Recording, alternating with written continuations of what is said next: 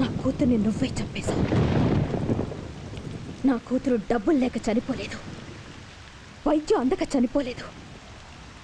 కేవలం తండ్రి అనే మాటకు అర్థం తెలియని ఓ రాత్రి మనిషి వల్ల డాడీ డాడీ అంటూ కనిపోసింది.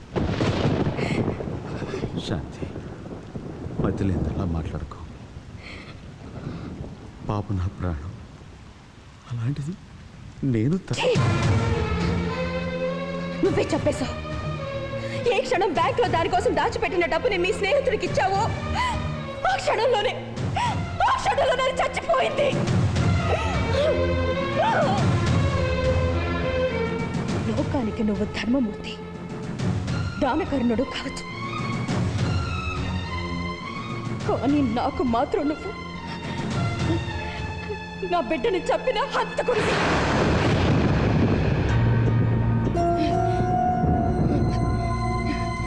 పేగు తెచ్చుకు పుట్టిన నా బిడ్డ అన్నీ తెచ్చుకుపోయిన ఆ క్షణంలోనే మన మధ్య ఉన్న బంధం కూడా తెగిపోయింది. ఈ రోజు నుంచి నీకు నాకు ఏ సంబంధం లేదు.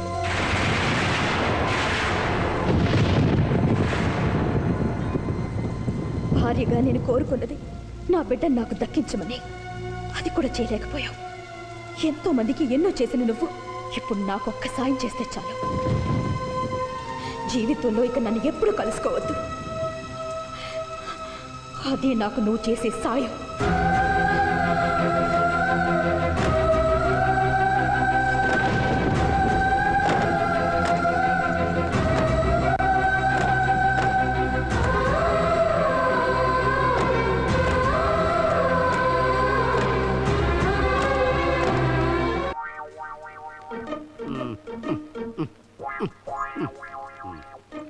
ఖాళీ లేదు.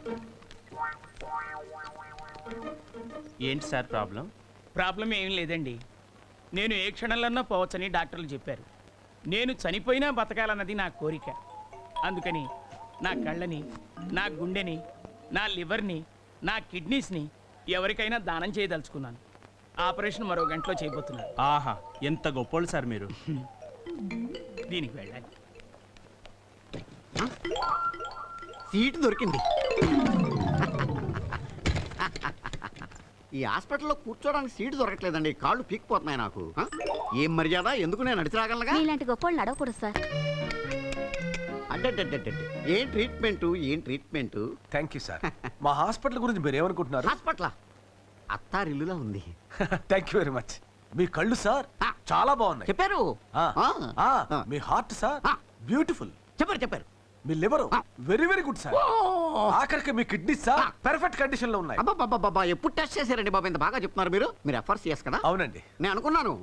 సరే, మీ ఆఖరి కోరిక ఏమిటి సార్? నా ఆఖరి కోరిక ఏముంటుంది చెప్పండి. పైకి పోతూ నా చేతులతో ఏం తీసుకుపోగలను? ఆహా, thank you sir. Thank you. Doctors come on, let's go to the operation theatre. Operation ready చేయండి. ఆపరేషన్ ఎవరికి?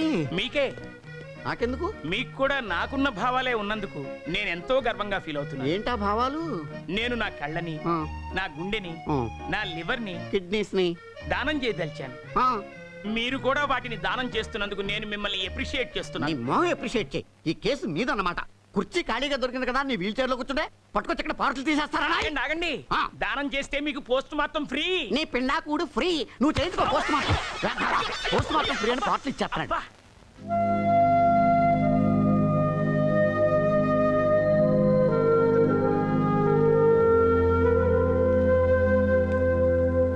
చాలా ఆశ్చర్యంగా ఉంది.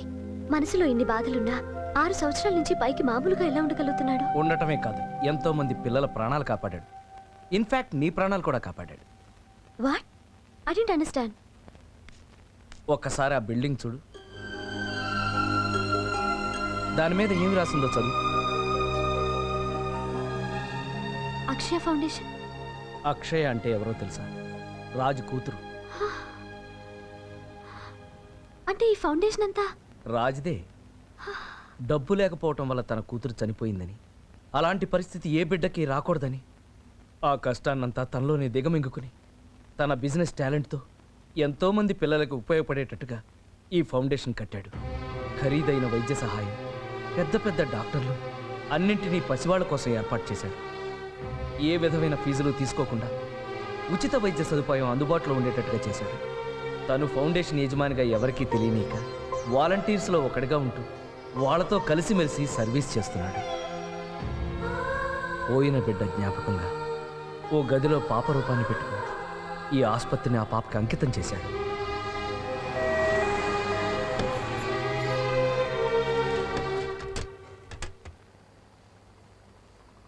Hi Priya, how are you? I'm fine. నేను అర్థం చేసుకోలేకపోయాను. I'm sorry Raj. I'm extremely sorry Raj. It's all right, take it easy, come on. Raj, కనీసం మనం ఫ్రెండ్స్గా అయినా ఉండొచ్చా? Yes, you're friends. Thank you so much. Come on.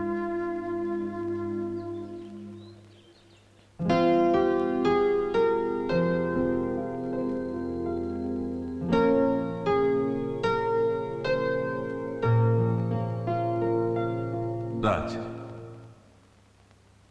ఈ చీకట్లో ఒంటరిగా నువ్వు ఏం ఆలోచిస్తున్నావో నాకు తెలుసు. అక్షయ్ చనిపోయి వాటికి 6 సంవత్సరాలైంది. పోయిన అక్షయ్ గురించి బాధపడకు. తను ఎక్కడికి పోలేదు. కంటికి దూరం అయిందేమో గాని నీ మనస్సులో శాశ్వతంగా బ్రతికే ఉంది. అంతేకాదు, ఇక్కడ పనిచేస్తున్న అందరి హృదయాల్లోనూ నువ్వు కాపాడిన వేలాది పసిపాపల మనసుల్లోనూ ఎప్పటికీ బ్రతికే ఉంటుంది. ఇంతమంది జీవితాలను నువ్వు కాపాడాలనే ఆ భగవంతుడు నీ జీవితంతో ఆడుకున్నాడేమో నాకు తెలియదు. But I know one thing, నీలాంటి మంచి వాళ్ళకి అంతా మంచి జరుగుతుంది. Thank you doctor.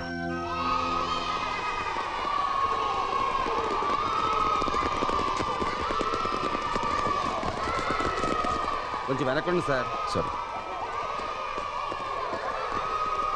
ఏంటండి ఈ హడావుడి? రిపబ్లిక్ డే కదా, మేరా భారత్ మహాన్ పురుషం జరుగుతుంది.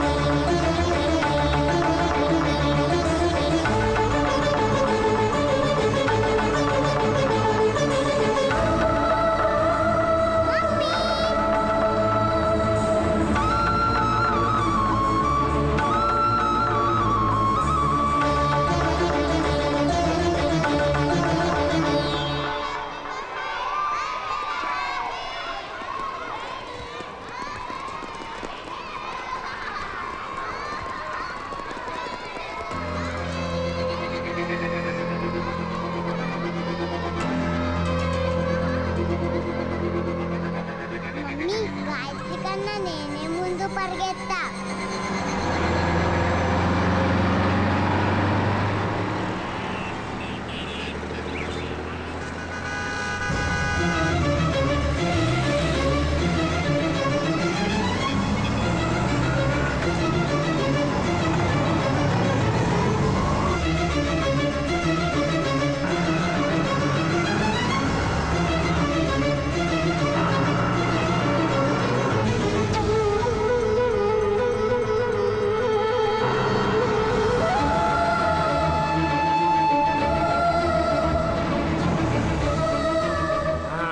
వచ్చేసారా?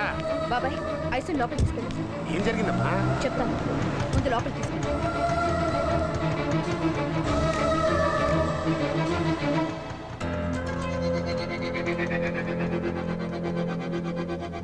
శాంతి, మన అక్షయ. అక్షయ కాదు, ఐశ్వర్య. ఐశ్వర్య? అవును, నా బిడ్డ ఐశ్వర్య.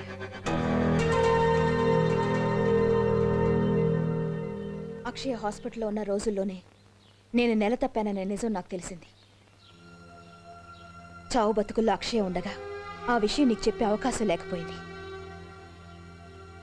అక్షయ పోయాక ఆ విషయం చెప్పే అవసరమే లేకపోయింది. నీ కారణంగా ఒక పాపను పోగొట్టుకున్నా నేను. మరో బిడ్డను కూడా పోగొట్టుకుంటానేమో, అలా జరగకూడదని ఆనాడు నీకు దూరంగా వెళ్ళిపోయాను. శాంతి, ఒక్కసారి మన బిడ్డని. ఆగు. జీవితంలో నిన్ను మళ్ళీ కలుసుకోకూడదనుకున్నాను. దురదృష్టవశాత్తు మళ్ళీ కలిశాను. శాంతి, ఇన్నేళ్లు గడిచినా నువ్వు గతం ఏమాత్రం మర్చిపోలేదా? ఎలా మర్చిపోగలను? ఈ రోజు అక్షయ కన్ను మూసిన రోజు. అందుకు కారణమైన నిన్ను చూస్తుంటే అది మరింత గుర్తుకొస్తోంది. దయచేసి వెళ్ళిపో. నువ్వు ఐశ్వర్యని కలుసుకోవడానికి, నువ్వెవరో తెలుసుకోవడానికి వీలేదు. అది కాదు శాంతి. నా మాట కాదని నువ్వు ఐశ్వర్యకి దగ్గరైతే శాశ్వతంగా దాన్ని తీసుకుని దూరంగా వెళ్ళిపోతాను.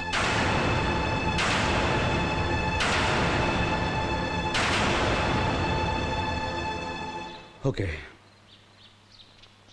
నేనే వెళ్ళిపోతాను. కానీ ఇప్పటికీ నువ్వేమాత్రం మారలేదు శాంతి. అనిపించింది అనేటివే తప్ప అవతల మనిషి మాటల్ని వినాలని నువ్వు అనుకోవు. ఓకే, బట్ వన్ థింగ్, ఎవరెవరు కలవాలో ఎవరెవరు కలవకూడదో నిర్ణయించేది నువ్వు నేను కాదు, విధి. ఈవేళ నా బిడ్డని కలవాలని రాసుంది, కలిశాను. అలాగే రేపు మనం కలిసి ఉండాలని రాసుంటే ఎవరు కాదన్నా కలిసే ఉంటాం. ఇది సత్యం.